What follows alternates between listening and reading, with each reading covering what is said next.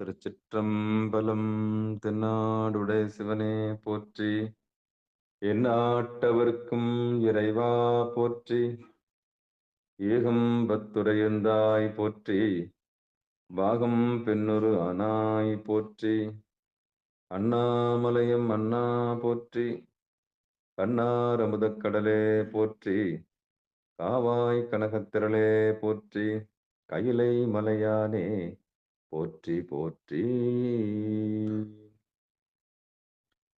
நமச்சிவாய வாழ்க. நாதன்தாள் வாழ்க. அன்பர்களுக்கு ஆன்ம வணக்கம். நீங்கள் கேட்டுக்கொண்டிருப்பதும் பார்த்துக் கொண்டிருப்பதும் சிகாரம் சைவநெறி பாடசாலை என்கிற டெலகிராம் சேனல் மூலம் ஒவ்வொரு நாளும் அதிகாலை 5:20 மணிக்கு திருநெறிய தமிழோசை என்கிற தலைப்பின் கீழே 12 திருமுறை பாராயணம் செய்து வருகிறோம். அந்த வகையில் சிவபெருமானுடைய பெரும் கருணையினாலே திருமூல நாயனார் இயற்றிய திருமந்திரம் என்கிற நூலை பாராயண முறையில் அல்லாமல் சிந்தித்த முறையில் ஒவ்வொரு பாடலாக சிந்தித்து வருகிறோம். ஒரு வருடத்திற்கு ஒரு முறை ஒரு பாடல் என்கிற ரீதியில் எழுதப்பட்ட இந்த பாடலை நாம் ஒரு நாளைக்கு ஒரு பாடல் என்கிற தலைப்பின் கீழே சிந்தித்து வருகிறோம். அந்த வகையில நம்முடைய நிகழ்ச்சிக்கு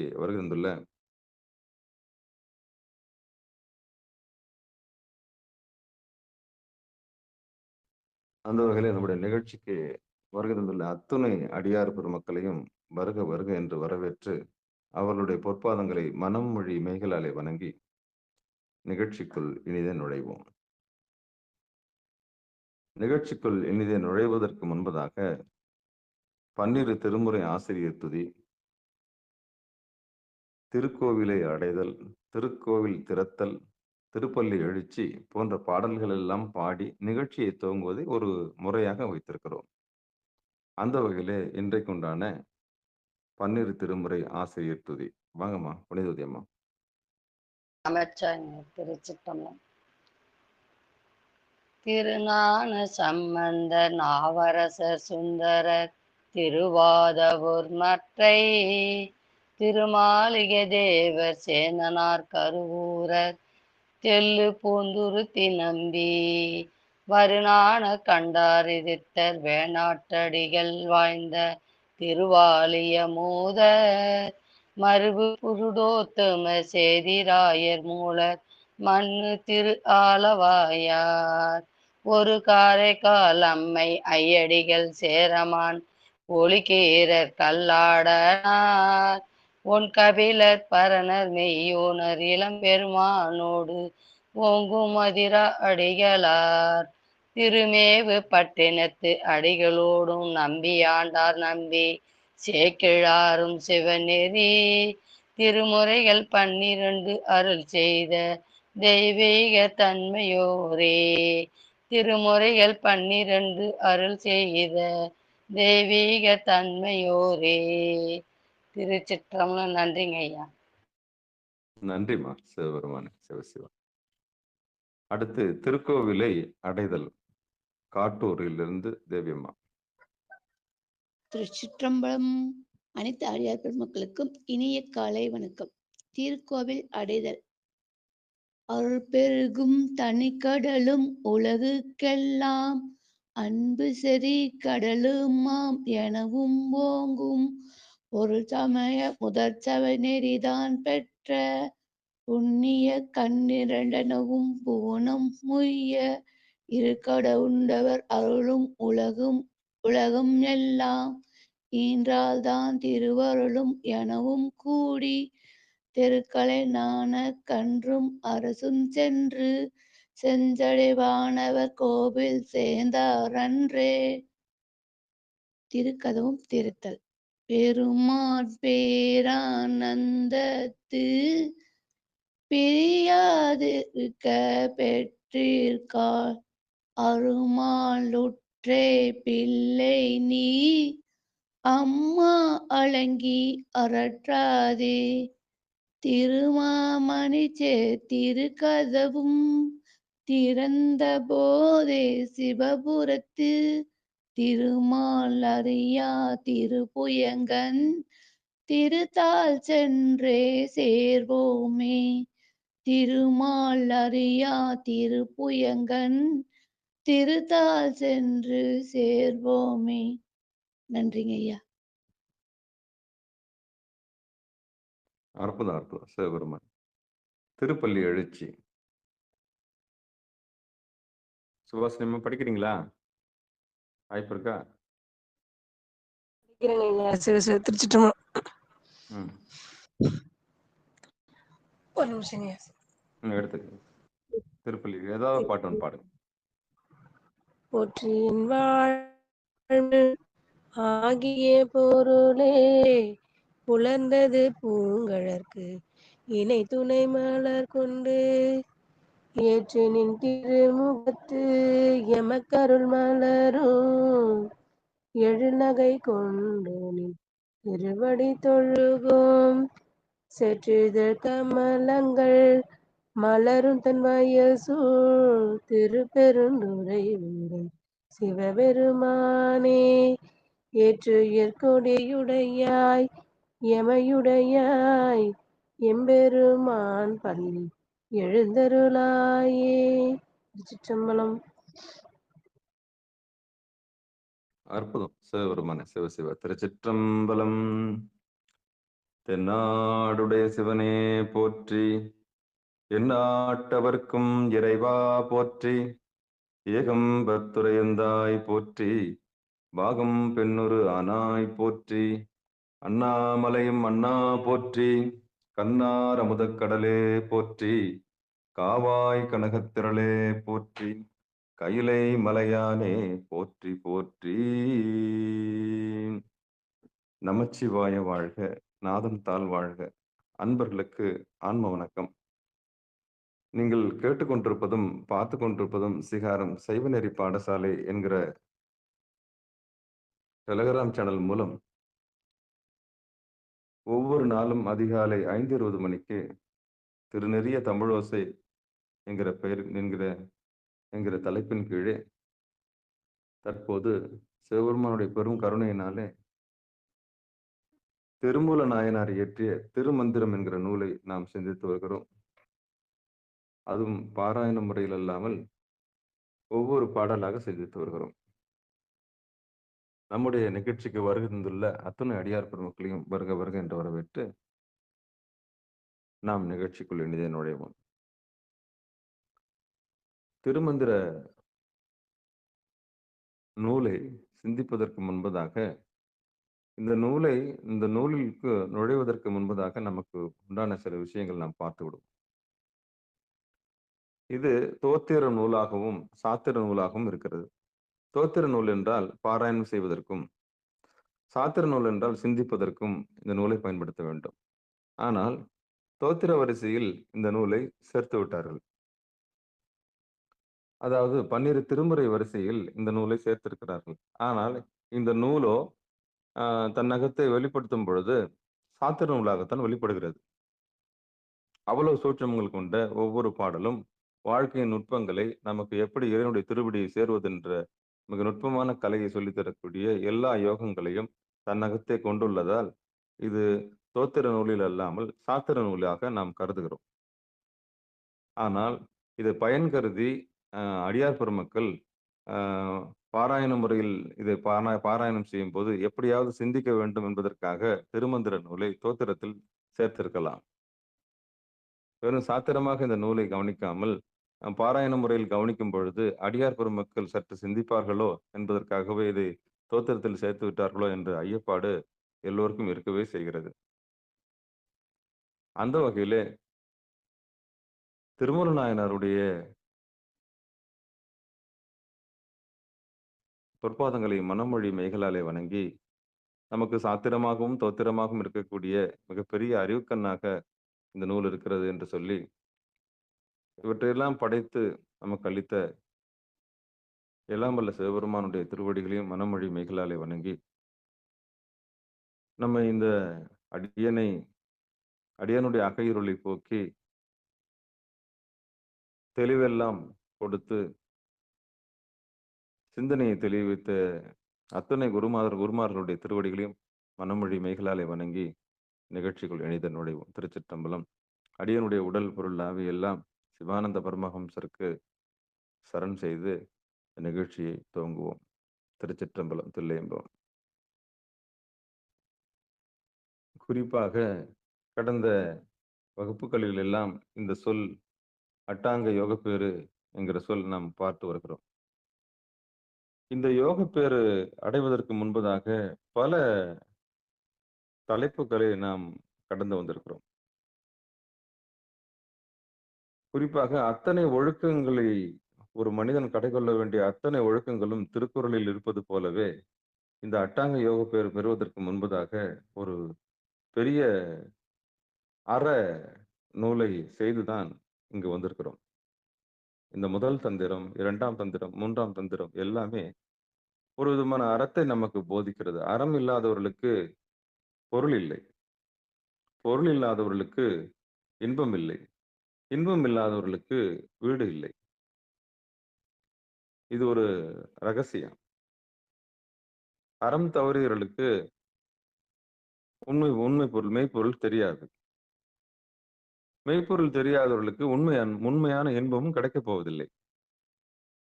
உண்மையான இன்பத்தை அனுபவிக்காதவர்கள் ஒருபோதும் வீடாகிய இந்த உடல் பற்றிய ரகசியங்களை தெரிந்து கொள்ளப் போவதும் இல்லை.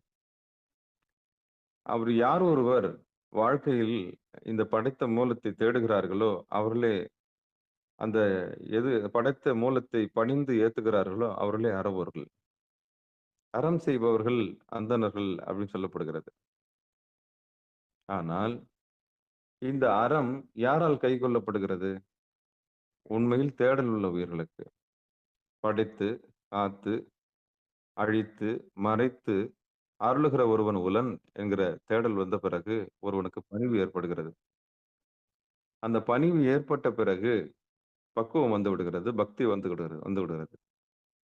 இவளும் வந்த ஒருவன் இறைவனுடைய திருவடியை அடைவது என்று தேடும் பொழுது அவனுக்கு படிப்படியாக குரு முகாந்திரமாக வாழ்க்கையின் நுட்பங்கள் சொல்லிக் கொடுக்கப்படுகிறது. உண்மையில் உயிர்கள் இயங்கும் பொழுது நமக்கு ஒரு வழிகாட்டி கிடைக்க மாட்டாரா? நமக்கு ஒரு உண்மையை யாராவது சொல்லித் தர மாட்டார்களா? அடுத்த நிலையில் நாம் இறைவனுடைய திருவடியை அடைவதற்கு ஏதாவது ஒரு வழி கிடைக்காதா என்கிற ஏக்கம் இருக்கிறது அல்லவா? அதுவே மானுட சட்டை தாங்கி வந்து சாமி நமக்கு எந்த நிலையில் இருந்தாலும், எக்கோலம் கொண்டாலும் நம்மை ஆட்கொண்டு, நம்மை சரியான பாதைக்கு சுவாமி அழைத்து செல்கிறார். அந்த வகையில இந்த சிகாரம் என்கிற நம்முடைய இந்த சைவநெறி பாடசாலை, நம்முடைய சேனலுக்கு வந்திருக்கக்கூடிய அத்தனை உள்ளங்களும் தேடல் உள்ள வீர்களே. தேடல் இல்லாதவர்களுக்கு இந்த நூலும் சரி, இந்த இந்த பாடமும் சரி, அவர்களுக்கு ஒவ்வாத ஒரு பொருளாகத்தான் இருக்கும். ஒரு மனிதன் என்று சொன்னால் நிச்சயம் அவனுக்கு தேடல் இருக்க வேண்டும். ஒன்று புறத்தேடல், இன்னொன்று அகத்தேடல். இந்த புறத்தேடலிலே மனிதன் ஓய்ந்து ஆய்ந்து இனி எதையும் சேகரிக்க முடியாது, எதுவும் முழுமை பெறாது என்கிற உண்மை தெரிந்து கொண்ட பிறகு, பொய்யாயின எல்லாம் பொய்யகல வந்தருளி என்கிற பெரிய உண்மையை தெரிந்து கொள்வான். தெரிந்து கொண்ட பிறகும் ஒருவன் புறத்தேடலில் இருந்து விடுபட்டு அகத்தேடலுக்கு ஈடுபட வேண்டும். மூலத்தை எவன் ஒருவன் தேடுகின்றானோ அவனே திருமூலன். எவன் படைத்த மூலத்தை தேடுகின்றானோ அவனே திருமூலனுக்கு சீடனாகிறான். அவர்களுக்கு எல்லோர்களுக்கும் இந்த திருமந்திரம் என்கிற நூல் மிகப்பெரிய பொக்கிஷமாக இருக்கும். தேடல் இல்லாதவர்களுக்கு இந்த நூல் ஒருபோதும் பயன்படாது. படைத்தவனை குறித்த பணிவு இல்லாதவர்களுக்கு, பக்தி இல்லாதவர்களுக்கு இந்த நூல் பயன்படாது. யாருக்கு பயன்படும் என்றால், மூலத்தை கண்டுபிடிக்க வேண்டும். யார்தான் இந்த உலகத்தை ஆளுகிறது, ஆளுகின்றவன், ஆண்டவன், ஆளுகின்றவன், ஆளப்போகிறவன் என்கிற உண்மையை தெரிந்து கொள்ள துடிக்கும் அத்தனை உள்ளங்களுக்கும் இந்த நூல் மிகப்பெரிய பரிசான நூலாகும். ஏனென்றால் இந்த நூல் தன்னை அறிவித்து, தன் தலைவனையும் அறிவிக்கும் நூலாக, பாச அறிவும், பசு அறிவும், பதி அறிவும் சுட்டிக்காட்டக்கூடிய மிகப்பெரிய பொக்கிஷ நூலாக இந்த திருமந்திரம் இருக்கிறது. இப்படிப்பட்ட இந்த நூலை நாம் பாராயண முறையில் அல்லாமல் ஒரு நாளைக்கு ஒரு பாடல் என்கிற ரீதியில் நாம் சிந்தித்து வருகிறோம். மிக பெருமை வாய்ந்த இந்த நூல் இன்றைக்கும் ஆராய்ச்சி மையங்கள், ஆராய்ச்சி கட்டிடங்கள் அரசாங்கத்தால் ஏற்படுத்தப்பட்டு இன்றைக்கின்றளவும் ஆராய்ச்சி செய்யப்பட்டு வருகிறது. ஆனால் ஒவ்வொரு பாடலும் ஒவ்வொரு விதமான புரிதலையும், ஒவ்வொரு விதமான விளக்கங்களை கொடுத்திருப்பதால் அதில் உண்மைத்தன்மை அறிந்து கொள்வதற்கு அரசாங்கமும் சரி, ஆராய்ச்சி நிறுவனமும் சரி இன்றளவும் முயற்சி செய்து வருகிறார்கள். பெரிய பெரிய நிபுணர்கள் PhD அதாவது பட்டப்படிப்பு துறை வல்லுநர்கள் எல்லோரும் ஒரு விதமான பொழிப்புரையும் இதற்கு வகுத்து வருகிறார்கள். ஆனால் அறுதியிட்டு சொல்ல முடியாத அளவுக்கு ஒவ்வொரு பாடலும் ஒரு புதிராக இருக்கிறது. இதில் இடைச்செருகல் இருக்கக்கூடும் என்று பல பாடல்கள் 46 பாடலுக்கு மேல் 30 பாடல்களுக்கு மேல் இதில் இடைச்செருகல் இருக்கலாம் என்று சொல்லப்படுகிறது. பாடல் மொத்தம் 3000 பாடல்கள் தான். ஆனால் மூலன் அருளிய இந்த 3000 பாடல்களும் நமக்கு கிடைத்த மிகப்பெரிய பொக்கிஷங்கள். சரி, எது எப்படியோ நமக்கு வழங்கப்பட்டது திருவருள் கருணை. நமக்கு வழங்கப்பட்டது திருவருள் கருணை. இதுவும் செல்லரித்து போகாமல் புத்தகமே இல்லாமல் போய்விடுமோ என்கிற பயமும் இல்லாமல் நமக்கு கிடைத்த ஒரு பெரிய பொக்கிஷமாக இதை ஏற்றுக்கொண்டு திருமூல நாயனாருடைய பொற்பாதங்களை மனமொழி மெய்களாலே வணங்கி அந்த சிவபெருமானுடைய பெரும் கருணையை நம்ம எண்ணி வியந்து நிகழ்ச்சிக்குள் இனிதன் நுழைவோம். திருச்சிற்றம்பலம், தில்லையம்பலம். ஏன் இதை முகப்பில் அடியேன் நான் சொல்லுகிறேன் என்று சொன்னால், இந்த நூலை நாம் எப்படி எதிர்கொள்கிறோம் என்பது முக்கியம். ஒரு நூலில் இருந்து நாம் என்ன கற்றுக்கொள்ள முடியும்? 1000 நண்பர்களுக்கு சமம் ஒரு புத்தகம். 1000 நண்பர்கள் கொடுக்காத ஒரு பெரிய ஆலோசனையை ஒரு புத்தகம் கொடுத்துவிடும். வாசித்தல் என்பது ஒரு விதமான தவம். படித்தல் என்பதும் ஒரு விதமான தவம் தான். வாசிப்பு அனுபவம் இல்லாதவர்கள் ஒருபோதும் தவத்தை மேற்கொள்ள முடியாது. எல்லாவற்றையும் வாசிக்க துடித்து துடித்து இதுக்குள்ள என்ன இருக்கும், அதுக்குள்ள என்ன இருக்கும் தேடுவார்கள். அந்த தேடல் உள்ளவர்களுக்கு இது பெரிய பொக்கிஷமாக அமைகிறது இந்த திருமந்திரம் என்கிற நூல். கடந்த வாரங்களாக இந்த அட்டாங்க யோகப்பேறு என்கிற சொல்லை நாம் பயன்படுத்தி வந்தோம். இயமம், நியமம், ஆசனம், பிராணாயாமம், பிரத்யாகாரம், தாரணை, தியானம், சமாதி. இந்த இந்த அட்டாங்க யோகப்பேருக்கு முன்பதாக அறம் குறித்து திருமூல நாயனார் சொல்லுகிறார். அந்த அறம் உள்ளவர்களுக்கு இந்த நூல் என்று மிக வெளிப்படையாக சொல்லப்பட்டிருக்கிறது. ஒருபோதும் அறம் தவறியவர்கள் இந்த நூலை தொடுவதற்கு தகுதியற்றவர்கள். ஆனால் அறம் தவறியவர்களுக்கு இது ஒரு திருந்துவதற்கான வழியையும் இந்த நூல் சொல்லித் தருகிறது. அத்தனை களஞ்சியங்களும், அத்தனை 64 கலைகளும் இதில் ஒலிக்க வைக்கப்பட்டிருக்கிறது. அற்புதமான நூல், மிக அருமையான நூல். எல்லாவற்றையும் தன் நகத்தை அடக்கி வைத்திருக்கக்கூடிய ஒரு பல்துறை ரகசியங்களை இது வைத்திருக்கப்பட்டிருக்கிறது. பக்தியோடு வைக்கப்பட்டிருக்கிறது, பணிவோடு வைக்கப்பட்டிருக்கிறது என்று சொல்லி இந்த அட்டாங்க யோக பேரிலே ஒவ்வொரு யோகத்தினுடைய பலனை நாம் பார்த்து வருகிறோம். அதனை எப்படி செய்வது என்பது குறித்து அடிப்படையில் நமக்கு சொல்லப்பட்டிருந்தாலும், இது ஒரு குரு அருள் இல்லாமல், ஒரு குருநாதருடைய அருள் இல்லாமல் இந்த யோகங்களை நாம் கைக்கொள்வது வாழ்க்கையினுடைய யதார்த்தத்திலிருந்து பேசுகிறோம். நிச்சயம் தேடல் உள்ள உயிர்கள் ஒழுக்கத்துக்கு வருகிறது, அல்லது நீக்கி நல்லது கைக்கொள்ளும் பொழுது இயமம் நமக்கு கிடைக்கிறது. இந்த அல்லது நீக்கி நல்லது கைக்கொள்வது என்பது திருநீர் பூசிக்கொள்ளுதல், சிவபெருமானை அறிதல். ஒருவன் உளன் என்று தெரிந்து கொள்வதே சைவத்துக்கு உள்ளே நுழையும் ஒரு துருப்புச் சீட்டாகும். எல்லா கிளை தெய்வங்களுக்கும் ஒரு மூல தெய்வம் இருக்கிறது. எல்லா சமயங்களுக்கும் மூலன் ஒருவன் இருக்கின்றான். அவனே எம்பெருமானாகிய சிவபெருமான் என்ற அறிவு வருகிற பொழுது நமக்கு பணிவும் பக்தியும் ஏற்படுகிறது.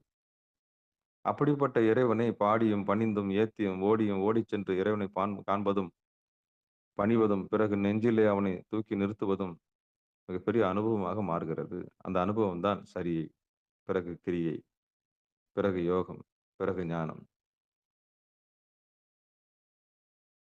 அந்த அடிப்படையிலே சிவபெருமானுடைய பெரும் கருணையினாலே உயிர்களுடைய பக்குவத்திற்கு ஏற்றாற் போல சுவாமி வெளிப்படுகின்றார். என்ன தருவான் அம்பலத்தான் தன்னையே தருவான் என்கிற சொல்லுக்கு அடிப்படையிலே அவன் தன்னையே தந்து விடுகின்றான். கொண்டது என் தன்னை, தந்தது உன் தன்னை, கொண்டது என் தன்னை என்று சொல்கிறது அடிப்படையிலே அதுபோல சுவாமி நம்மளை சுவீகாரம் செய்து கொள்கின்றார். உண்மையிலே உடையவர் அவர்தான், நம்மை உடையவர். அப்படிப்பட்ட இறைவன் அவனுடைய திருவடியை மிக சுலபமாக அடைவதற்கு உண்டான எல்லா வழிமுறைகளையும் திருமந்திரம் சொல்லி வருகிறது. குறிப்பாக இந்த அட்டாங்க யோக பேரிலே இயமம், நியமம், ஆசனம், பிராணாயாமம், பிரத்யாகாரம், தாரணை, தியானம், சமாதி. இதில் ஏமத்தை தொட்டவர்களுக்கு என்ன பலன் என்று நாம் பார்த்தோம். ஒருவன் வாழ்நாளில் ஒழுக்கத்தை கைக்கொண்டால், ஒழுக்கத்தை கைக்கொள்ள முயற்சி செய்கிற பொழுது சுவாமியினுடைய பார்வைக்கு ஆளாகிறான். எவன் ஒருவன் படைத்த மூலத்தை ஒப்புக்கொள்கிறானோ, பக்தியில் சரணடைகின்றானோ, அப்பொழுதே அம்மையப்பர்களுடைய அருளுக்கு பாத்திரமாகிறான். இயமத்தில் ஒருவன் இறந்து போனால், அவன் அம்மையாருடைய பெரும் கருணைக்கு ஆளாகி, அடுத்த நியமத்தில் பிறக்க ஏற்பாடு செய்கிறாள். நியமத்தை கைக்கொள்கிற உயிர்களுக்கு எண்ணத்தை கண்டோம் என்கிற விரக்தி நிலையில் இல்லாமல், நியமத்தில் இருப்பவர்களுக்கு உள்ளே இருக்கின்ற தேவர்களும், முனிவர்களும் அவர்களை வரவேற்று, அவர்களுக்கு அடுத்த நிலையை கொடுக்கக்கூடிய அளவுக்கு ஏற்பாடு செய்கிறார்கள். நியமத்தினுடைய பரிசு. இயமத்தினுடைய பரிசு எம்பெருமான் செவி சாய்க்கின்றான். யாது எம்பால் நீ தவத்திற்கு வந்த நோக்கம் என்னவோ அப்படின்னு சொல்லிட்டு சாமி நம்மை நோக்கி பார்க்கிற முதல் பக்குவம் தான் இயமம். இந்த குழந்தை நம்மை நோக்கி தவம் செய்ய வந்திருக்கிறதா, இல்லது படைத்த என்னுடைய அடியனுடைய மூலத்தை அறிய ஆசைப்படுகிறதா, இல்ல உலகப் பொருளுக்காக தவம் செய்ய வந்திருக்கிறதா என்று 2 முறையாக பிரித்து தாயிடம் விளக்கம் கேட்பார் சாமி. அப்ப தாய் சொல்லுவா, இது கலெக்டர் ஆகணும்னு வந்திருக்குது, இது தாசில்தார் ஆகணும்னு வந்திருக்குது, அதுக்கு தான் தவத்துக்கு வந்திருக்கிறத கண்டி ஐயா திருவடி வரையத்துக்கு வரல. சரி, அது உலக நோக்கம். நம்பால் வந்ததுக்கான நோக்கம் கண்டுபிடிச்சு, அந்த நோக்கத்தை பிரிச்சு அதனுடைய தவத்துக்கு உண்டான பலனை கொடுக்கிற அந்த இயமத்துல சாமி இருக்கிறார். அதாவது கடவுள் இல்லைன்னு சொல்றவனுக்கும் சாமி கடவுளா இருக்கிறது போல, கருணையினால் இருக்கிறது போல, தவத்தை நோக்கி தன் திருவடியை நோக்கி வராத குழந்தைகளாக இருந்தாலும் உலகியல் நோக்கம் என்னவென்று அறித்து அந்த தவத்துக்கு பலனை அளித்தல் தான் சாமியோட பெருங்கருணை. அப்படியும் அளித்து வருகிறார். ஆனா உண்மையான அடியார்கள் உலகப் பொருள்களை விரும்பாமல் படைத்த மூலத்தை மட்டுமே விரும்பக்கூடிய அடியார்கள் இருக்கிற வரைக்கும் சாமி அந்த அடுத்த நிலைக்கு கொண்டு போகிறார். அப்போ இயமத்தில் இந்த ஒரு தேர்வு செய்யப்படுகிறது. இந்த நோக்கம், தவத்தின் நோக்கம் என்ன? உலகமா நானா? அதாவது இறைவன் திருவடியா உலகத்தின் படைக்கப்பட்ட பொருள்களா? இந்த தேர்வில் சாதாரண மானுடர்கள் படைக்கப்பட்ட பொருள்களை மையமாக வைத்து தவத்தில் இறங்குவார்கள். அட்டாங்க யோக பேரில். அவர்களுக்கு இந்த யோகம் பலன் அளிக்கும், ஆனால் திருவடி அளிக்காது. திருவடி அவர்களுக்கு தெரியும், ஆனால் அவர்களுக்கு திருவடி மறைக்கப்பட்டு விடும். அவர்களுக்கு ஒரு உண்மை புரிய வாய்ப்பு ஏற்பாடு செய்யுது. இந்த உலகம் எல்லாம் போய், இந்த உலகத்தில் உள்ள பட்டம், பதவி, புகழ், அப்புறம் பணம், பொருள் எல்லாம் நிலையில்லாதது என்ற ஒரு உண்மை அவர்களுக்கு அறிவுறுத்தப்படும். அதையும் மீறி அந்த பொருள்களை அவர்கள் வேண்டும் வேண்டும் என்று வேண்டிக் கொண்டிருந்தால் அதையும் கொடுக்கப்படும். முயற்சி தன் மெய்வருத்த கூலி தரும். அந்த பொருளுக்காகவும் சாமி என்ன பண்றாரு, சரி போய் பார்த்துட்டு தான் வா அப்படின்னு சொல்லிட்டு, அப்படியே ஆகட்டும் ததாஸ்து என்று சொல்கிற அடிப்படையில் இறைவன் அப்படியே ஆகட்டும் என்கிற அடிப்படையில் அந்த உயிர்களை விட்டு விடுகிறார். அப்ப ஏமத்தில் இந்த பரிசு பெற்ற ஒரு சாதகன் அதை தொடர்ந்து கடைபிடிக்கின்றான். 2 நோக்கங்கள் அல்லாமல் ஒரு நோக்கம் உறுதியாக பிடிக்கப்பட்டு திருவடி மட்டும்தான் எனக்கு வேண்டும் என்கிற உறுதிப்பாடோடு யார் ஒருவர் நியமத்தில் இருக்கிறார்களோ அவர்களை தேவர்கள் வரவேற்று மகிழ்கிறார்கள். இதுதான் நியமத்துக்கு உண்டான பரிசு. அடுத்து ஆசனம். இந்த சரியை கிரியில் ஒரு விதமான நிபுணத்துவம் அடைந்த பிறகு பக்குவம் அடைந்த உயிர் தனக்குள்ளே ஓங்காரம் என்கிற ஒரு சப்தத்தை கேட்க துவங்குகிறது. அப்பொழுது அடங்கி அமர்ந்து விடுகிறது. அதுக்கு பேர் ஆசனம்.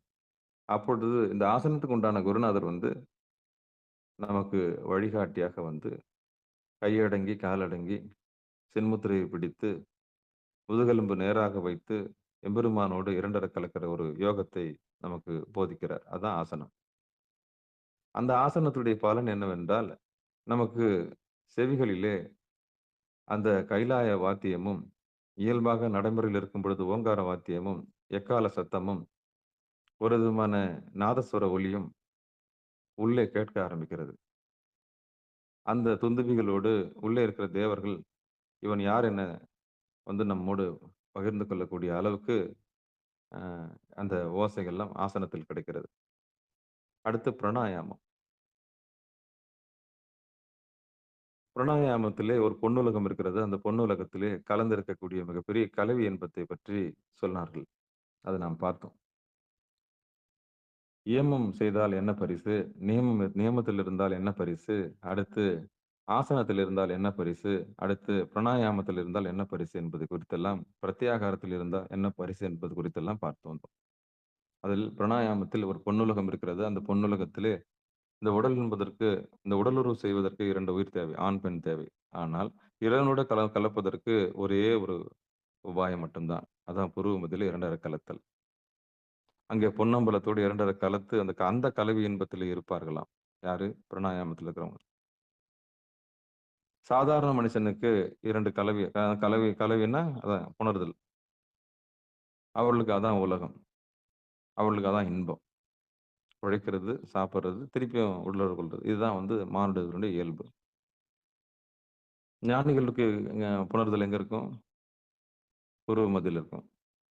கடந்துருவாங்க. இடுப்பு, வயிறு, மார்பு, தொண்டைக்குழி, இந்த கழுத்துக்கு கீழ இருக்க எல்லா உறுப்புகளையும் கடந்து, அதனுடைய உண்மை பொருள்லாம் தெளிஞ்சு புருவ மத்தியில வந்து நின்னுடுவாங்க.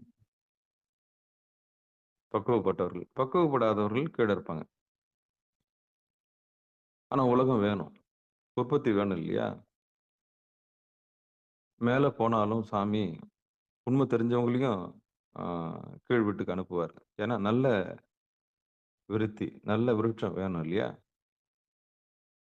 இறைவனை சரணடைஞ்சவர்களுடைய விருட்சம் வேணும். 21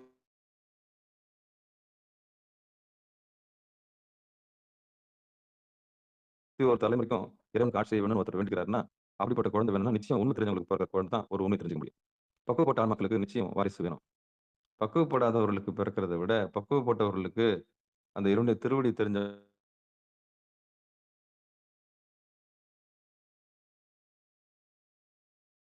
நல்ல ஒரு விருத்தி வேணும்.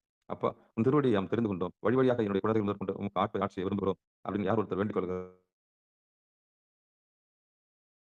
அவர்களுக்கு நல்ல விருத்தி, நல்ல சந்தானம் சுவாமியார் ஏற்பாடு செய்யப்படுகிறது. அவர்களுக்கு கீழ்விடும் அளிக்கப்படுது. அதான் இகபர சௌபாக்கியம் அல்வாயே. இந்த ஜென்மம் எடுத்து என்ன புண்ணியம்னு கேட்கும்போது, அந்த புண்ணியத்தையும் சாமி தரார். அப்ப திருவடிகள பணியும்போது, உலக வாழ்க்கையும் சாமி நமக்கு தராரு. அக வாழ்க்கையும் நமக்கு தராரு. புற வாழ்க்கையும் நமக்கு தராரு. அப்போ அப்படி பணிஞ்ச பிறகு கிடைக்கக்கூடிய சந்தானம் இருக்குது இல்லையா? அது அற்புதமான சந்தானம். சந்தானம்னா குழந்தை.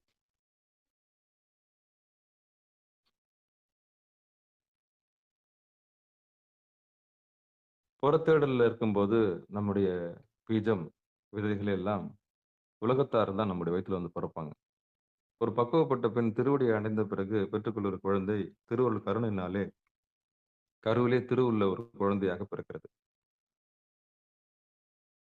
கருவிலேயே திருவுள்ள ஒரு குழந்தையாக பிறக்கிறது. வயிற்றில் இருக்கும் பொழுதே அதற்கு ஓத வேண்டியது ஓதி, தவத்தில் இருக்கும் பொழுது உத்தமமான ஒரு நிலையை அந்த குழந்தை அடைகிறது. பல இன்னல்களிலிருந்து தப்பித்து பிறக்கும்போதே அது மிகப்பெரிய திருவுடையதாக இருக்கிறது. இதான் ரகசியம். அப்போ திருவடி அடைந்த பிறகும் சுவாமி கீழ் வீட்டுக்கு அனுப்பி நம்ம உற்பத்தி செய்ய அனுப்புகிறார் என்று சொன்னால், தேவர்கள் நமக்கு கருவாக வாய்க்கும். அதாவது உத்தமர்கள், சிவனடியார்கள், சிவகணங்கள் நமக்கு பிறக்கும். இதுதான் பக்குவப்பட்ட தேகத்துக்கு உண்டான உலக விருத்தி. எந்த நிலையில உயிர் போனாலும் சாமி பரிசளிக்கிறார். ஒழுக்கத்த கை கொண்ட பிறகு உயிர் போச்சுன்னா, அதுக்கு உண்டான பலனும், அந்த ஒழுக்கத்த தொடர்ந்து கடைப்பிடிச்சு இருக்கும்போது உயிர் போச்சுன்னா, அதுக்கு உண்டான பலனும், அதையும் மீறி ஆசனத்துக்கு வந்த உயிர் உயிர் போச்சுன்னா, அதுக்கு உண்டான பலனும், அந்த ஆசனத்திலிருந்து மூச்சாக வந்து போகிற இறைவன் வந்திருக்க ஒருவன் உளன். அவன் மகேஸ்வரனாக, மகேஸ்வரியாக உள்ளே வந்து போகிறான் என்ற அறிவு வந்த பிறகு, பிராணாயாமம் கிடைத்து பயிற்சியில் உட்கார்ந்த உயிர்களுடைய பக்குவத்துக்கு ஏற்றமாறு, அந்த நிலையில் உயிர் பிரிந்தால், அந்த நிலையிலும் உயிர்களுக்கு ஒரு பக்குவத்தை கொடுத்து, அந்த நிலையிலும் ஒரு சிவகதியை ஏற்பாடு செய்கின்றார் சிவபெருமான். ஒரு மனிதனுடைய வாழ்நாள் காலத்தில் 120 வருடங்கள் என்று சாதகம் சொல்கிறது. அதாவது இந்த வெண்ணியல், வானியல் கலையில் 120 வருடங்கள் தான் ஒரு மனிதனுடைய வாழ்நாள் என்று சொல்லப்படுகிறது. திசை என்று சொல்லுவார்கள்.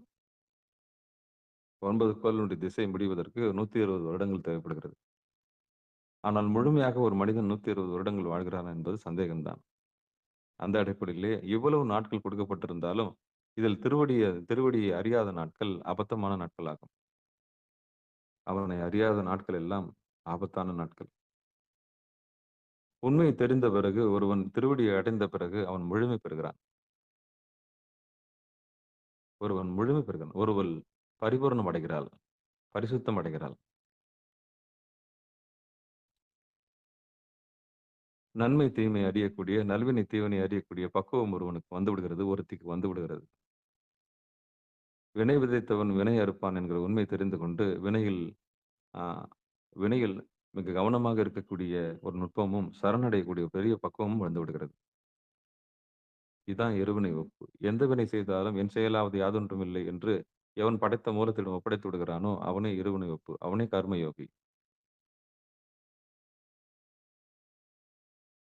கர்மயோகம், பக்தி யோகம், ஞான யோகம், இப்படி யோகங்கள் எல்லாம் பிரித்து பகவத்கீதையில் சொல்லப்படுகிறது. அதற்கெல்லாம் மூலமாக இருக்கிறது நம் திருமூலர். 1000 பகவத்கீதை இல்லை. எத்தனையோ ஆயிரம், எத்தனையோ கோடி பகவத்கீதைகளுக்கு ஒரு பக்கத்தில் விளக்கம் அளிக்கக்கூடியதுதான் நம்முடைய திருமந்திர நூல். 1000 பகவத்கீதையில் எத்தனை பகவத்கீதையாக இருந்தாலும் அத்தனை பகவத்கீதையும் தூக்கி சாப்பிட்டு அதற்கு வழி சொல்லக்கூடியதுதான் இந்த திருமந்திர நூல். அப்படிப்பட்ட புனித நூலை ஒரு தேசிய நூலாக கூட நாம் வைத்தில்லை. உண்மையை சொல்லுகிற நூலுக்கு எந்த மதிப்பும் இல்லை.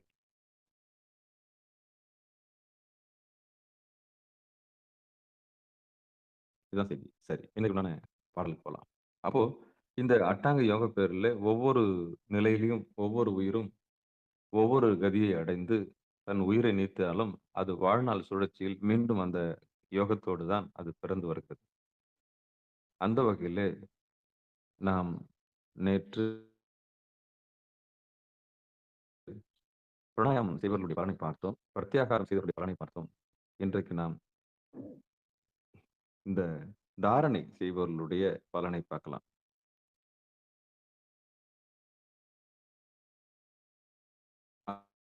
அது என்ன தாரணை, அதனுடைய பலன் என்னன்னு பார்ப்போம். சிவபெருமான் சிவசிவா. திருச்சிற்றம்பலம். நல்வழி நாடி நமன் வழி மாற்றிடும் சொல்வழியால சுருங்கா பெருங்கொடை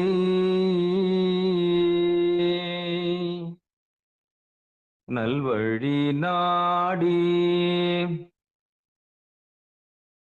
நமன் வழி மாற்றிடும்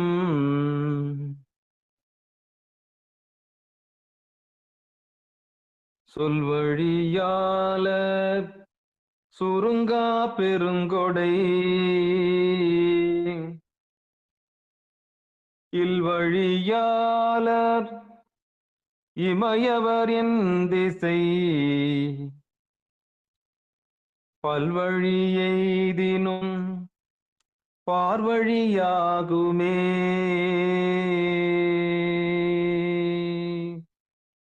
இல்வழியாலர் இமயவர் என் திசை பல்வழி எய்தினும் பார்வழியாகுமே.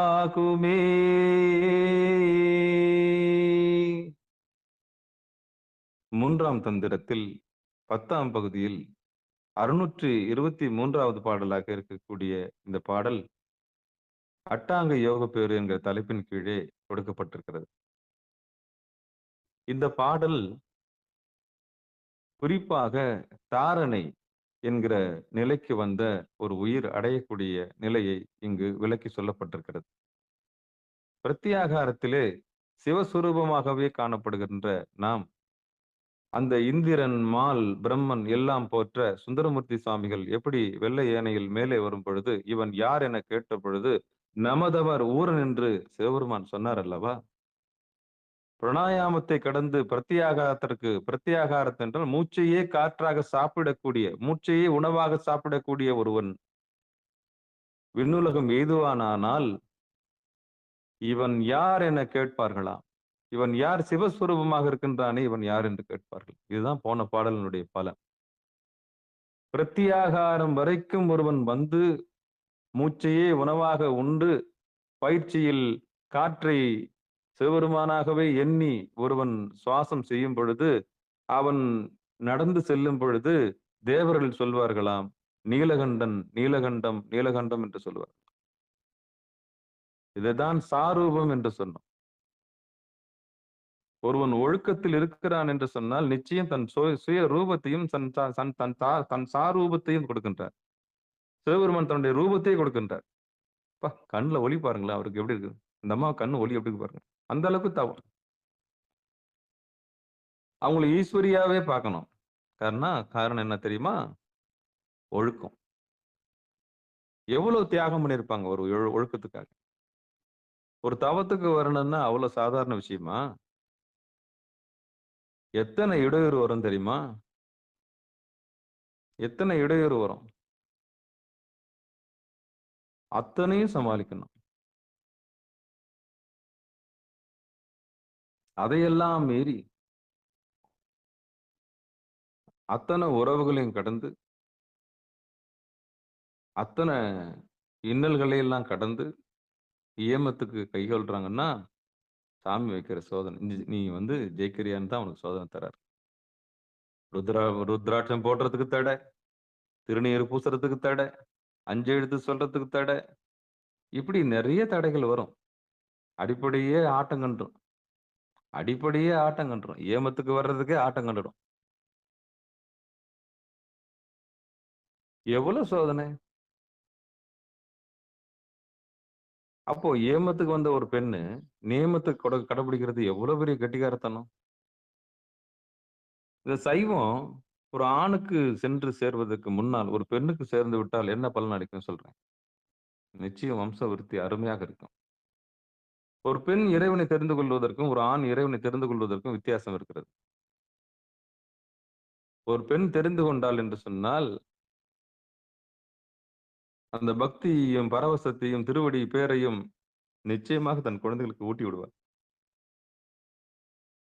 யான் பெற்ற இன்பம் பெருக இவ்வையகம், என் வயிற்றுல பிறந்ததுக்கு இந்த உண்மை தெரிஞ்சுக்கிட்டோம் அப்படின்னு ஒழுங்கு நெறிமுறைகள் எல்லாவற்றையும் குழந்தைக்கு போதிச்சிடுவார். ஒரு ஆண் ஒரு உண்மையை கடைபிடித்து திருவடி பேர் அடைவார் என்று சொன்னால் அவர் தனக்கு கீழே வரக்கூடிய சீடர்களுக்கு பக்குவம் வருகிறதா என்பதை மட்டும்தான் கவனிப்பார். பக்குவம் வந்த பிறகு கொடுக்கலாம். என்னைக்கு அவனுக்கு பக்குவம் வருதோ, என்னைக்கு தேடலாம் நிக்கிறானோ அன்னைக்கு கொடுப்போம். அது வரைக்கும் காத்திருப்போம்னு சொல்லிட்டு காத்திருப்போம். அவன் என்னைக்கு வர்றது. ஆனா ஒரு தாய் அப்படி இல்லை. ஏன்னா நம்ம வயதுல பிறந்துருச்சு, அது நல்ல கதியை அடையணும், அதுக்கு உண்மையை சொல்லி கொடுத்தே ஆகணும்ன்ற மாதிரி எப்படியாவது ஊட்டி விட்டுருவான். அதான் ஒரு பெண் பக்குவம் அடைகிறதுக்கும் ஒரு ஆண் பக்குவம் அடைகிறதுக்கும் உள்ள வித்தியாசம். அந்த தாயுமானவனாக சாமி வருவார், தன்னை வெளிப்படுத்திக் கொள்வார். சரி, நல்வழி நாடி நமன் வழி மாற்றிடும் சொல்வழியாளர் சுருங்கா பெருங்கொடை இல்வழியாளர் இமையவர் என் திசை பல்வழி எய்தினும் பார்வழியாக்குமே. இதனுடைய பொழிப்புரையை பார்ப்போம். மக்கள் நல்வழி ஒழுகுமாற்றை ஆராய்ந்து அவரை தீவழி நின்று நீக்குகின்ற நிறைமொழி உடையராகிய முனிவர் பின் விண்ணுலகில் எவ்விடத்து செல்லினும் அவ்விடம் மண்ணுலகில் மிக்க கொடையுடைய இல்லறத்தவர் வாழ்கின்ற இடம் போலவே எதிர்கொண்டு பேணும் இடமாம்.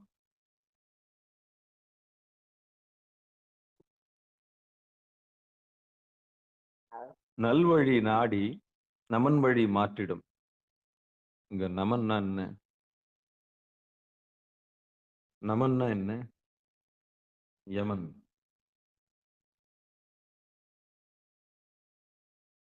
திருவடியை தெரிஞ்சுக்கிட்டவங்க திருவடியை தெரிஞ்சுக்காதுங்க. இறைவனை பணிஞ்சவங்க இறைவனை பணியாதவங்க. ரெண்டா பிரிங்க, அப்படியே பிரிச்சிருங்க. ருத்ராட்சம் போட்டவங்க ருத்ராட்சம் போடாதவங்க, திருநீர் பூசினவங்க திருநீர் பூசாதவங்க, அஞ்செழுத்தை ஏத்துக்கிட்டவங்க அஞ்செழுத்தை ஏத்துக்காதவங்க, ஒழுக்கத்துக்கு வந்தவங்க ஒழுக்கத்துக்கு வராதவங்க, இறைவனுக்கு கீழ்ப்படிஞ்சவங்க இறைவனுக்கு கீழ்ப்படியாதவங்க. ரெண்டா பிரிச்சுக்கிட்டே வாங்க. அன்பு நெறிக்கு வந்தவங்க சிவநெறியை கை கொள்றவங்க, அவநெறிக்கு போனவங்க மெய்நெறியை உதறினவங்க. இப்படி பிரிச்சுக்கிட்டே போனோம்னா யாரெல்லாம் சாமிக்கு ஆட்படலையோ அவங்களுக்கெல்லாம் நமன் வருவார், யமன் வருவார்.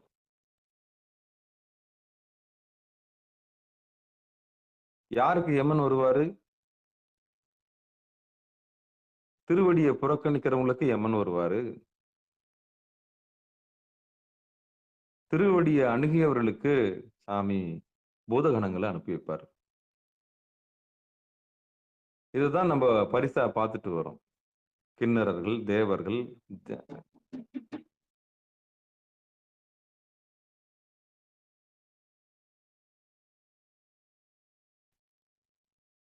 அப்போ திருவடி பேரை அடைந்தவர்களுக்கும்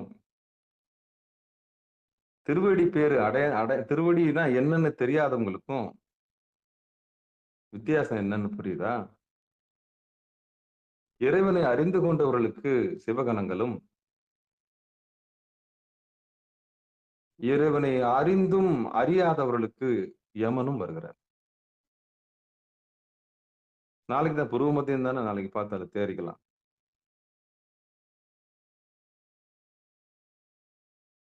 அப்போ யாரு எதுக்கு வராங்கன்ற உண்மை உங்களுக்கு புரிஞ்சுச்சா? அப்ப எந்த நிலையை அடையறாங்கன்னு நல்லா பாருங்க. நல்வழி நாடி நமன் வழி மாற்றிடும் நல்ல வழியை தேடி ஒருவர் வந்தாங்கன்னா, ஒரு சிவாச்சாரியார் என்ன பண்ணணும்? ஒரு ஐயர் என்ன செய்யணும்? வாங்கம்மா, எப்ப சிவத்துக்குள்ள வந்தீங்க? சிவபெருமானுக்கு ஆமாங்க ஐயா, நொந்து நூலாகி கடைசியில இறைவன் தான் வந்திருக்கிறேன் அப்படின்னு ஒரு உயிர் வந்தா, அதுக்கு உண்மையை சுட்டி காமிச்சு, சரிய நெறியை சொல்லி, கிரிய நெறியை சொல்லி, யோகத்தை சொல்லி, ஞானத்தை சொல்லி ஒரு சிவாச்சாரியார் வழிகாட்டினார்னா, அவர் தான் நல்வழி சொல்லக்கூடிய ஆசான். அவர் வந்துடா ஒரு நமக்கு கிடைச்சாண்டா ஒரு அடிமைன்னு சொல்லி, அவங்ககிட்ட இருந்து பொருள் பறிக்கிறதுக்கு உண்டான எல்லா ஏற்பாடும் ஒருத்தன் செய்யறான்னு சொன்னா, ஒருபோதும் அவன் ஆச்சாரியனாக இருக்க மாட்டான். அவன் ஒரு வியாபாரியாகத்தான் இருப்பான்.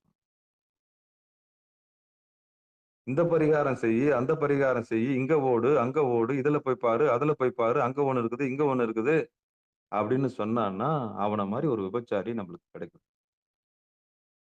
அவன்தான் வியாபாரி. இந்த வியாபாரம் எதுல முடியுதுன்னா, மனம் ஒரு வியாபாரி. உண்மையை மறைப்பதற்கு மிகப்பெரிய கெட்டிக்காரத்தனம் தேவையில்லை. பொய் சொன்னாலே அது மறைக்கிற ஆற்றலே போதும். அப்போ வியாபாரம் எங்க முடியுதுன்னா, விபச்சாரத்துல முடியுது. அதனாலதான் இந்த உலகம் துக்கத்துல இருக்குது. ஏன் துயரத்துல இருக்கிறாங்க? திருநீர் பூசிருப்பாங்க, ருத்ராட்சம் போட்டிருப்பாங்க, 5 எழுத்து இருக்கும். ஆனா உண்மையை தெரிஞ்சுக்காம இருப்பாங்க. யாருக்கு துக்கம்? யாருக்கு வருத்தம்? யாருக்கு விரக்தி? நான் போவாத கோவில்னு சொல்றாங்க இல்லையா? அதுக்கு என்ன காரணம்? எந்த கோவிலுக்கு போய் என்ன பிரயோஜனம்? தலைவனை அறியவில்லையே. தன்னை அறியாமல் தன் தலைவனை அறியாத போது நமக்கு துக்கம்தான் சூழும். காரிருள் மூடி இருக்கும். அப்போ இந்த இறைவனை சுட்டிக்காட்டாத ஆச்சாரியார்கள் கடும் நரகத்திற்கு செல்வார்கள். நரகம்னா என்ன? இடுப்பு கீழே மாட்டிக்குவாங்க. மலம், மூத்திரம், திருப்பி யோனி, திருப்பி விஷயத்துல அங்க போய் மாட்டிக்குவாங்க. ஏன்னா செஞ்ச பாவம் சும்மா விடாது இல்லையா? ஆனா ஒரு ஆச்சாரியாருக்கு உண்மை தெரியுதுன்னு வச்சுக்குவோம். ஒரு ஆச்சாரியாருக்கு உண்மை தெரியுது.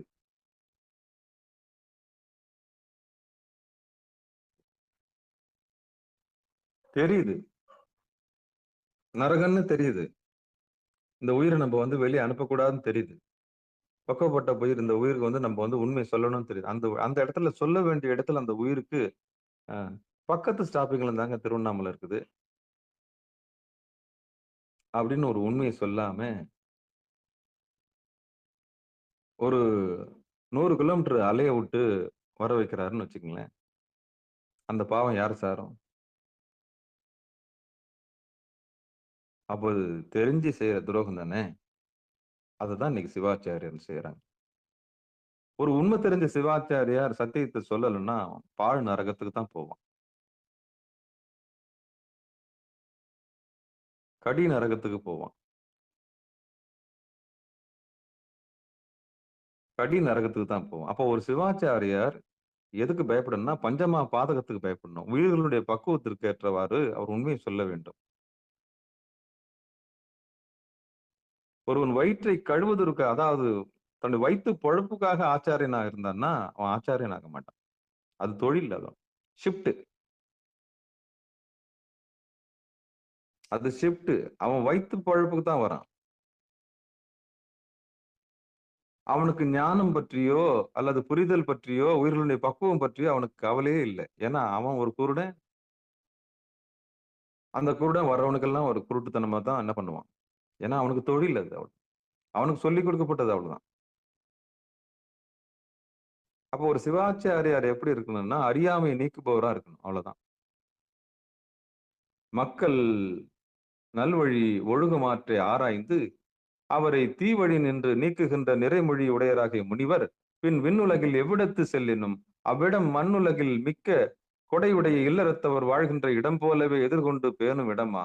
அப்படி யார் ஒருவர் தாரணையில் மூழ்கி பிரத்தியாகாரத்திலே அந்த காற்றிய உணவாக உண்டு சிவபதம் அடைந்து அதை ஒழுகி அப்படியே இருக்கிறார்களோ அவர்களுக்கு தாரணையில் வெற்றி பெற்றவர்கள்.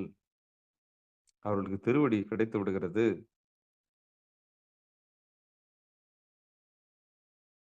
அவர்களுக்கு திருவடி கிடைத்து விடுகிறது. அவர்கள் சிவமாகவே இருக்கிறார்கள். சென்ற இடங்கள் எல்லாம் அவர்களுக்கு வழி எப்படிப்பட்ட வழியா? அவங்கள பார்க்கிறவங்க எல்லாருமே நல்வழிக்கு வந்துடுவாங்க. தீ வழிக்கு போக மாட்டாங்க. அதாவது திருவடியை மட்டும்தான் அவர் சுட்டி காமிச்சிட்டு போயிட்டே இருப்பார். அவருடைய நோக்கமே அதுதான். அவரை பார்க்கிற எல்லாருமே யோகத்துல நின்னு அவர் யோகத்துல வெற்றி பெற்றதுனால அவரை பார்க்கறவங்க எல்லாருடைய மயக்கமும் தீர்ந்துரும். ஒரு முறை வாழ்க்கையில அவரை சந்திச்சோம்னா நமக்கு தெளிவு ஏற்பட்டோம்.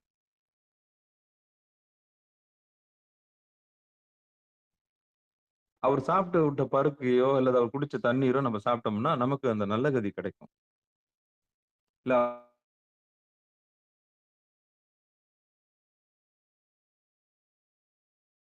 அவர் வாட நம்ம மேல பட்ட கூட போதும். அவர் பால் நம்ம மேல பட்ட கூட போதும். அவங்களுக்கு நிறைமொழி மாந்தர்கள் பேர். பரிபூரணம் கண்டவர்கள். திருவடியை உணர்ந்தவர்கள்.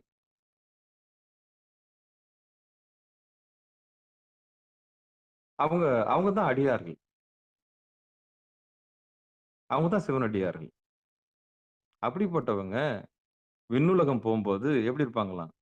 எப்படி இந்த இல்லறத்துல இல்வழியாளர் இமையவர் எண்டிசை பல்வழி எய்தினும் பார்வழியாகுமே. அவ்விட மண்ணுலகம் மிக்க கொடையுடைய இல்லறத்தவர் வாழ்கின்ற இடம் போலவே எதிர்கொண்டு பேணும் இடமா.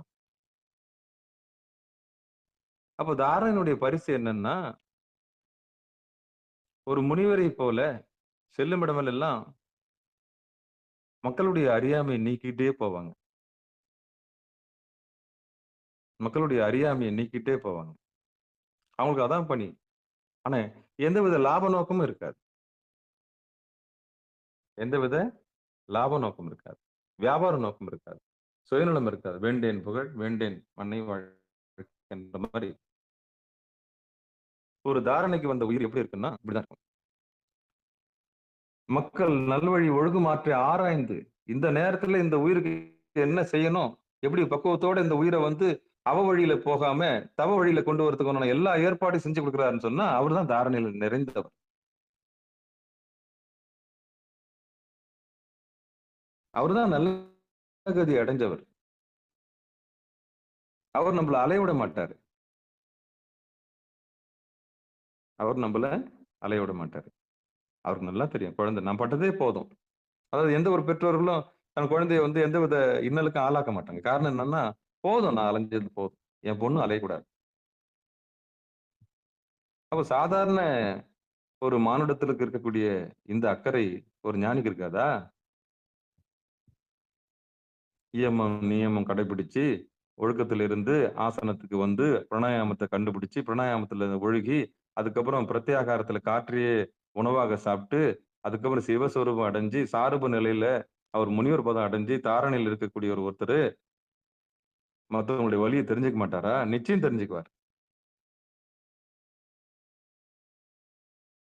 வைத்தியநாதரவ மாறிடுவார். வயசு முக்கியம் இல்லை. எவ்வளவு தூரம் நீ இறைவனை தேடி இருக்குன்றதான் முக்கியம். நீ எந்த நிலையில இருக்குன்றத கண்டுபிடிச்சிருவார். நீ சரியில் இருக்கிறியா, யோகத்தில் இருக்கிறியா, கிரியையில் இருக்கிறியா, ஞானத்தில் இருக்கிறியா, யோகத்தில் இருக்கின்ற கண்டுபிடிச்சிருவார்.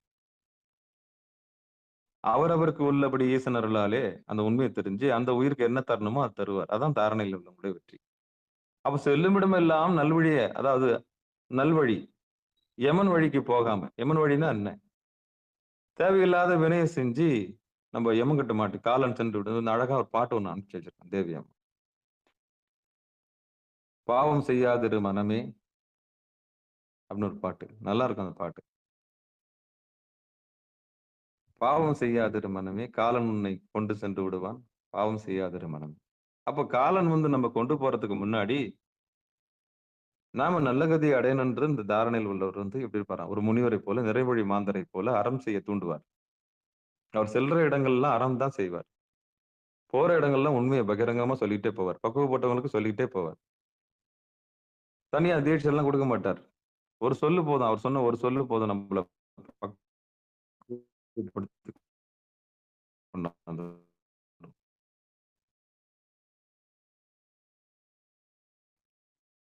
ஆமா. நல்வழி நாடி நல்வழி நாடி நமன் வழி மாற்றிடும் சொல்வழியாளர் சுருங்கா பெருங்கொடை இல்வழியாளர் இமயவரின் திசை பல்வழி எய்தினும் பார்வழியாகுமே. அப்போ ஒரு தாரணையில இருந்தவங்களுடைய பரிசு என்னன்னா, அவங்க சென்ற இடமெல்லாம் சிறப்பாகவும், அவங்க பாக்குறவங்க எல்லாம் நல்வழி கொண்டு சென்றுவாங்க. அதான் அவங்க கிட்ட ஒரு பெரிய சிறப்பு. வெற்றி பெற்றாங்க. அப்போ கலங்கமுள்ள உயிர்கள் எல்லாமே அவரை பார்க்கும்போது கலங்கமற்ற நிலைக்கு போறதுக்குண்டான எல்லா வழியும் ஏற்பாடு செஞ்சு கொடுப்பார். அதான் நல்ல குருநாதருக்கு அடையாளம். தாரணை, பிராணனை அடக்குதல். இந்த பிராணாயாமத்துல மூச்சு சாப்பிடுறோம் இல்லையா, அதே மாதிரி தாரணையில மூச்சு உள்ள ஒடுங்கி நிற்கும். மூச்சு காற்றை உள்ளிழுத்து அடக்குகின்ற பயிற்சியில் நல்ல முறையில் மேற்கொண்டிருப்பவர்களை மரணம் நெருங்காது. காற்றை பிடிக்கும் கணக்கறிபவர்களை கூற்றுவன் ஒருபோதும் தொட மாட்டான். என்ன சாமி சொல்றீங்க? அப்ப எவ்வளவு சீக்கிரம் நீங்க விரைவா அதை தெரிஞ்சுக்கணும். ஐயா, எங்களுக்கு எப்ப சொல்லி தர போறீங்க? எப்ப நாங்க பிராணாயாமம் செய்யறது? எப்ப நாங்க மூச்சை சாப்பிடுறது? எப்ப நாங்க ஒடுங்கி நிக்கிறது? எப்ப நாங்க காலனை உதைக்கிறது? கேட்கணும் இல்ல? நல்ல தேடல் உள்ள உயிர் நிச்சயம் கேட்கணும். அவர்களை யமன் தேடி வரும் வழி மூடப்பட்டு விடும். அப்ப யார் காற்றை பிடித்து விட்டார்களோ அவர்கள் பிராணாயாமத்தை தெரிந்து கொண்டார்கள். யார் காற்றை உணவாக உட்கொள்கிறார்களோ அவர்கள் பிரத்யாகாரத்திற்கு வந்து விட்டார்கள். யார் பிரத்யாகாரத்துக்கு அதனை முழுமை பெறுகிறார்களோ அவர் தாரணைக்கு வந்து விடுகிறார்கள். ஒரு மூச்சற்ற நிலைக்கு சுவாசமே இருக்கிறதா இல்லையான்னு அந்த மாதிரி இருப்பாங்க தாவத்துல. அப்படி வந்தவங்களுக்கு இந்த தாரனுடைய பலனை தான் இப்ப நம்ம பார்த்துட்டு வரோம். அவர்களை யமன் தேடியும் வரும் வழி மூடப்பட்டு விடும். பிரணவ மந்திர சொல்வழி யோகம் பயிலும் இவர்களை ஆட்கொடை அளவின்றி பெருக இவர்கள் விண்ணுலகில் எந்த பக்கம் சென்றாலும் அவர்களுக்கு அவ்வழி பூவுலகில் இருப்பது போலவே தெளிவான நல்ல வழியாக அமையும்.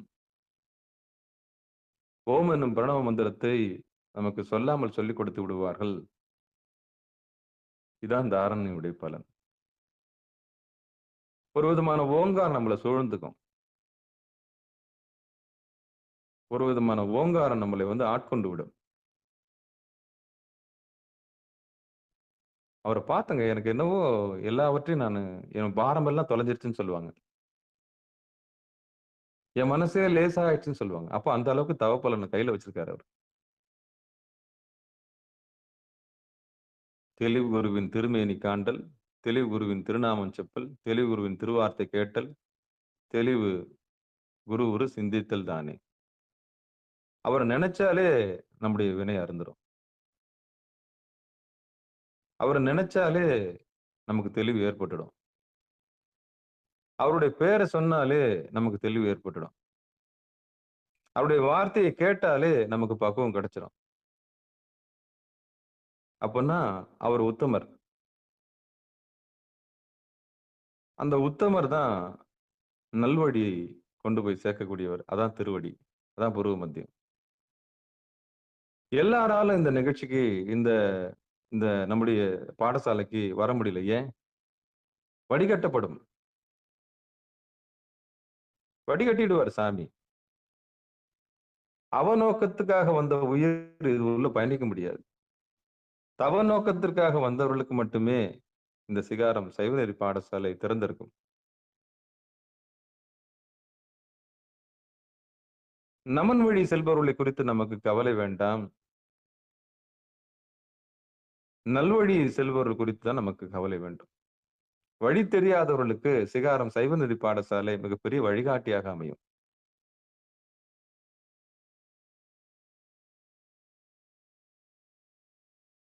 அப்போ இந்த நல்வழி எனக்கு வேண்டாம் என்று நம்ம கிட்ட இருந்து விலகி போய்கிட்டே இருப்பாங்க. யார் நம்ம விட்டு விலகி போவார்கள்? இந்த தவ வழிக்கு, இந்த நல்வழிக்கு ஆட்படாத உயிர்கள் யமன் வழிக்கு சென்று விடுவார்கள். அதுல இருந்து நம்ம தெரிஞ்சுக்கலாம் யார் நம்ம கூட பயணிக்கிறாங்க. உண்மையை தேடி யார் அலைகிறார்களோ அவர்களுக்கு நல்ல கதி நிச்சயம் கிடைக்கும். அந்த வகையில இவ்வளோ வழியை கடந்து பிராணாயாமம், அதாவது தாரணை, அதாவது இயமம், நியமம், ஆசனம், பிராணாயாமம், பிரத்யாகாரம், ஒவ்வொரு நிலையில இந்த உயிர் கடந்து தாரணையில ஒரு விதமான மேலான நிலை, அதாவது முனிவர் என்கிற நிலையை அடைகிறது. அப்ப எல்லாருக்குமே இது சாத்தியம். எல்லாருக்குமே இது சாத்தியம். எல்லாருக்குமே இது சாத்தியம். யாரெல்லாம் ஒழுக்கத்துல இருக்காங்க அவங்களுக்கு எல்லாருக்குமே சாத்தியம். அது ஆணாக இருந்தாலும் சரி, பெண்ணாக இருந்தாலும் சரி, முயற்சி தன் மெய் வருத்த கூலி தரும். முயற்சி தன் மெய் வருத்த கூலி தரும். அப்போ இந்த தாரணை நிலைக்கு வந்தவங்க ஓங்கார சொரூபமாவே வளர்த்துவாங்க. ஓங்கார சொரூபமாவே வளர்த்துவாங்க.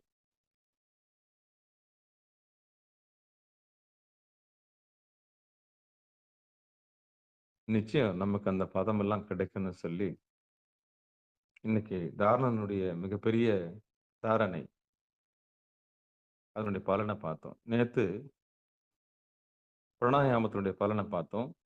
இன்னைக்கு நேத்து பிரத்யாகாரத்தினுடைய பலனை பார்த்தோம். பிரத்யாகாரம் செய்யறவங்கள திரு நீலகண்டரே போறாரு பாருங்க, சிவஸ்வரூபமா இருக்கு, யாருங்க இவருன்னு கேட்பாங்கல்ல, அந்த மாதிரி கேட்பாங்களாம்.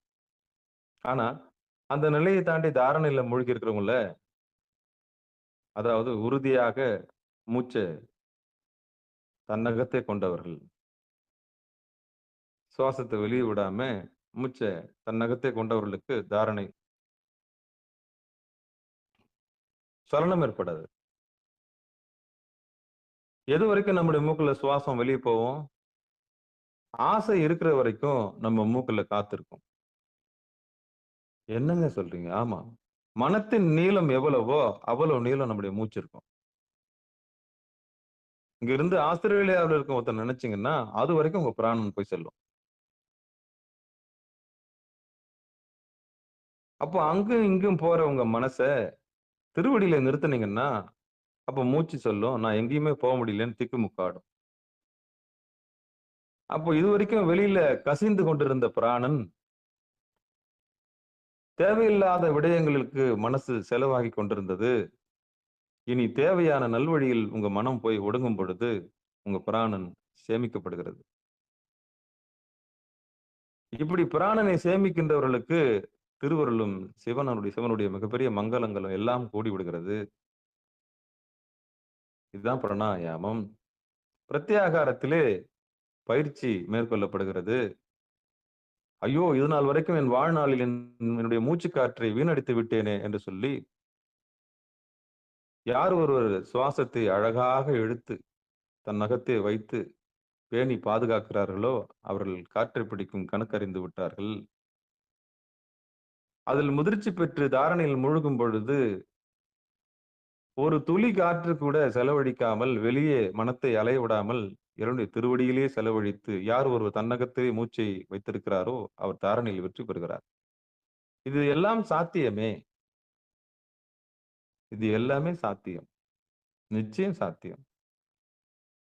அப்போ மனத்தினுடைய நீளத்தை மனத்தினுடைய அசைவை மனம் ஒடுங்க, மூச்சு ஒடுங்க, மனம் ஒடுங்கும். கண் ஒடுங்க, எல்லாம் ஒடுங்கும்.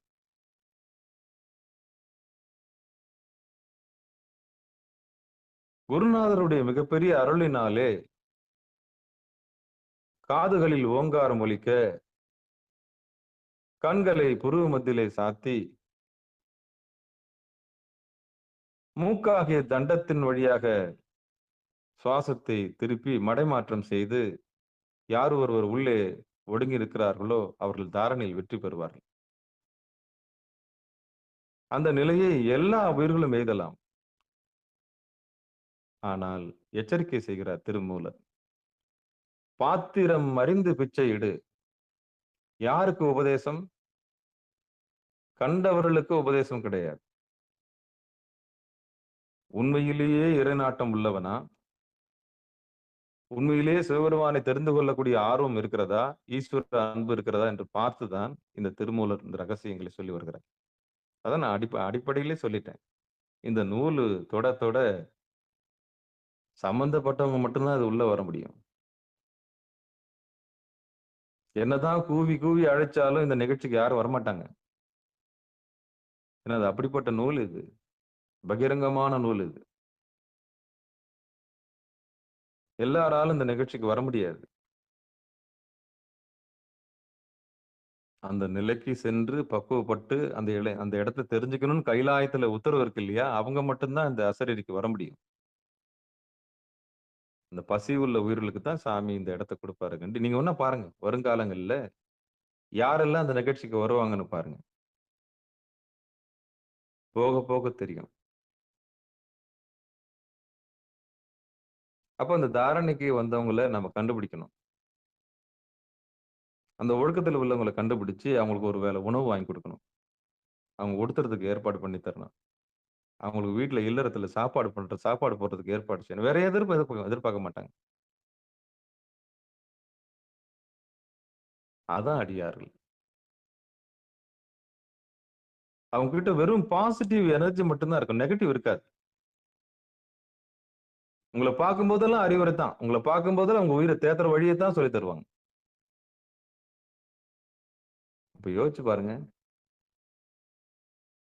அவங்க நட, உடை, பாவனை, பேச்சு எல்லாமே சிவமா தான் இருக்கும். அது தவிர்த்து வேற திருவடியை மட்டும் தான் சுட்டி காமிச்சு நல்ல கதி கொண்டு போய் சேர்த்துரும். அவங்க சென்ற இடம் எல்லாம் சிறப்பு. அவங்க சென்ற இடமெல்லாம் எவனுக்கு வேலை இல்லை. எவன் பதறுவான், என்னடா இவன் போற இடம்லாம் நமக்கு வேலை எல்லாம் பண்றானோ அப்படின்ற எண்ணம் இருக்கும். இதுதான் அந்த ரகசியம். அப்ப தாரணைக்கு வந்தவங்களுடைய பலன் என்னன்னா, ஒரு முனிவரை போல சென்ற இடமெல்லாம் நல்வழியை கொண்டு செல்லக்கூடிய மிகப்பெரிய ஆற்றல் படைத்தவராக அவர் இருப்பார். அவர் மண்ணுலகிலிருந்து விண்ணுலகம் சென்றாலும் அங்கேயும் இல்லறத்தவர் வாழ்கின்ற இடம் போலவே அவர் சகஜமாக இருக்கக்கூடிய ஆற்றலை பெறுகிறார். அதுவே தாரணையினுடைய சிறப்பு. அப்போ அட்டாங்க யோக பேர்களே, இந்த தாரணைக்கு வந்தவர்களுடைய சிறப்பு என்னன்னா, ஒரு முனிவரை போல சென்ற இடெல்லாம் சிறப்பு இருக்கும் என்கிற மிகப்பெரிய உண்மையை நமக்கு சொல்லி இந்த பாடல் நிறைவு செய்யப்படுகிறது.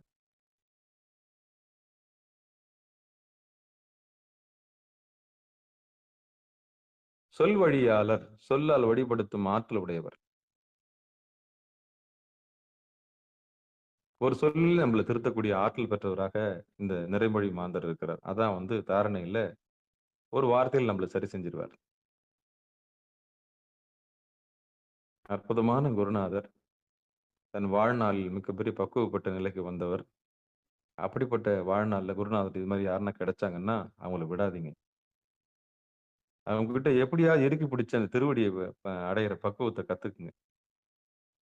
இது அப்படின்னு சொல்லி இதுகாரம் பொறுமையாக இருந்து இந்த தாரணைக்கு உண்டான பரிசை பார்க்க, பரிசை கேட்ட, அதனுடைய தத்துவத்தினுடைய பலனை கேட்க வியந்து கேட்டுக்கொண்டிருந்த அத்தனை உள்ளங்களுக்கும் மனமார்ந்த நன்றிகளை சொல்லி மனமொழி மேகலாலை வணங்கி நிகழ்ச்சியை நிதி நிறைவு செய்வோம். இனி வரும் காலங்கள்ல நாளைக்கு சமாதியினுடைய தியானத்தினுடைய பலன் நம்ம பார்க்கலாம் அப்படின்னு சொல்லி நிகழ்ச்சிக்கு வந்துள்ள அத்தனை அடியார்களையும் மீண்டும் ஒருமுறை மனமொழி மேகலாலை வணங்கி நிகழ்ச்சி நிதி நிறைவு செய்வோம். வாழ்த்து. மண்ணில் நல்ல வண்ணம் வாழலாம் வைகளும் எண்ணின் நல்ல கதிக்கு யாதுமோர் குறைவிலே கண்ணின் அக்தரும் கழுமல வலநகர் பெண்ணின் நல்லாளோடும் பெருந்தகை இருந்ததே. தனம் தரும், கல்வி தரும், ஒரு நாளும் தலவரியா மனம் தரும், தெய்வ வடிவம் தரும், நெஞ்சில் வஞ்சமில்லா இனம் தரும், நல்லனையெல்லாம் தரும் அன்பர் என்பவருக்கே கணம் தரும் பொங்குழலால் அபிராமி கடைக்கண்களே.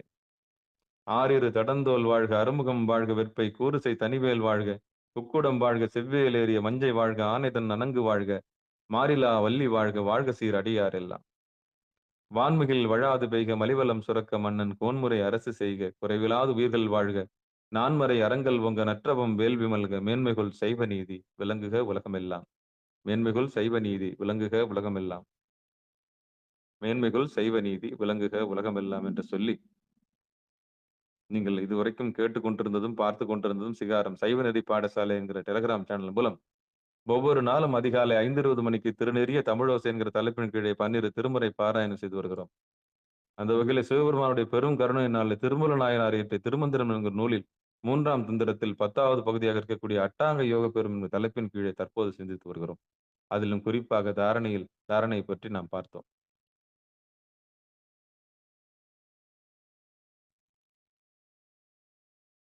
மீண்டும் இன்று மாலை 6 மணிக்கு திருவடி பணிதல் என்கிற நிகழ்ச்சியிலும், பிறகு 8 மணிக்கு ஒரு சிறப்பு நிகழ்ச்சியும், பிறகு 9:50க்கு அகப்பூசையிலும் சந்திக்கலாம் என்று கூறி விடைபெறுகிறோம். நற்றுணையாவது நமச்சிவாயவே. திருச்சிற்றம்பலம், தில்லையம்பலம். அனைவருக்கும் வணக்கம். திருச்சிற்றம்பலம், தில்லையம்பலம்.